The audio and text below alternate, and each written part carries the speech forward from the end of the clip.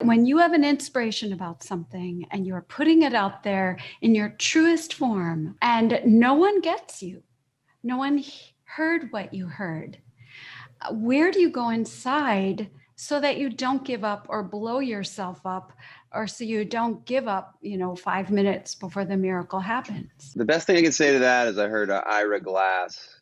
There's like a YouTube of it. Everybody should go watch it if you're like creatively stuck. And the idea is that you get into any art form because you have good taste in the art. So you get into like Melody's like gets into design. She's like, I just inherently know that I like know what's dope. It's just a part of me. I know it. And so you get in because you have good taste, and then you start to make the thing that you want to make, and you quickly realize, especially at the beginning, that it's not very good, and you're the best to know that it's not good because you have good taste. And so you have this chasm that is created immediately when you start to make art, where you're like, I know what's good, and I know what I just made is not good. And the people that are able to just make it 1,000 times can finally get what they are making up to where their taste is. And so it's a lot of like self-awareness of, yeah, what I'm making right now is not very good, but that doesn't mean that I'm inherently not good at this. There's just clearly a level of persistence that will get me to the place where my taste, it matches up with what I'm making. I've seen you, of course, up close when you're performing. And what always I get the most excited about is what happens to the audience. You're already in love with them before you sing your first note. And then you release that music, and everybody, I mean everybody, wakes up and gets into this emotional state and then gives it back. What are you doing to us? I think the first battle for me to get there is I have to battle with myself while I'm writing, to go like, are you cheesy? Is this lame? Are you cool enough?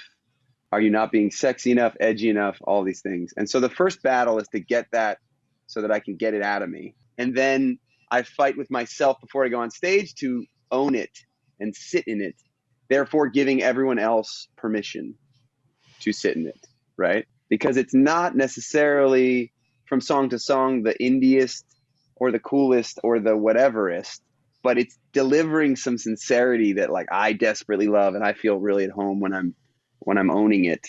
That's, I think, if I had to boil it down, what it is that I give and what people come to me for, and I love it. You're in the position that you're in because you have really good taste.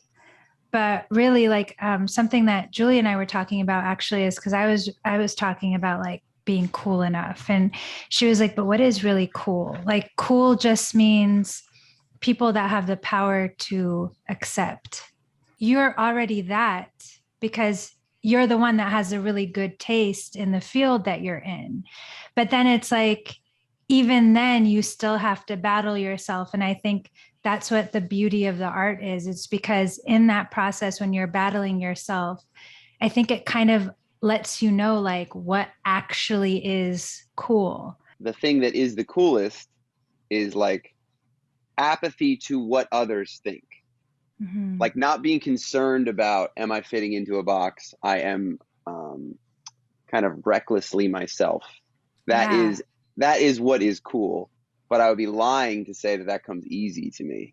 Oh, I don't think it comes easy to anybody, especially anybody that's really good. But I think that's what makes the art so good, is because you're going through that process of kind of pushing up against that. And then in that process, you find out more about yourself, and, you know, you have more assurance that what you are is actually the coolest thing, because it's not referenced by anybody else, and you don't care what anybody else thinks, but it never becomes easy. We're misled to think that be yourself is easy. Yeah. That there's not like so much work to be done to figure out who the hell you are and what you love and what your version of your art is. And like that is a lot of persistence and intensity to get there. But we are sold this idea that be yourself is the bottom of the mountain, that at any point you could just turn and be like, I'm here, I'm myself. When I hear be myself, I'm like, whoa, that is up at the top of the mountain. And anybody who's willing to woodshed themselves to get to a place where themselves is like is a worthy piece of art, It's really weird. It's a dichotomy of you are enough as you are, but also there's so much work to get that Plus, to come across. being yourself also means that you have to hollow yourself so you are a channel Yeah, to let the next thing come through. totally. And so, especially when you're writing or creating, as Melody is doing, or myself seeing, I have to every single moment hollow out. So I'm not seeing yesterday stuff. Yeah. I'm seeing what's coming through today. And I love what you're saying, Andy, because being yourself is what the whole work is about.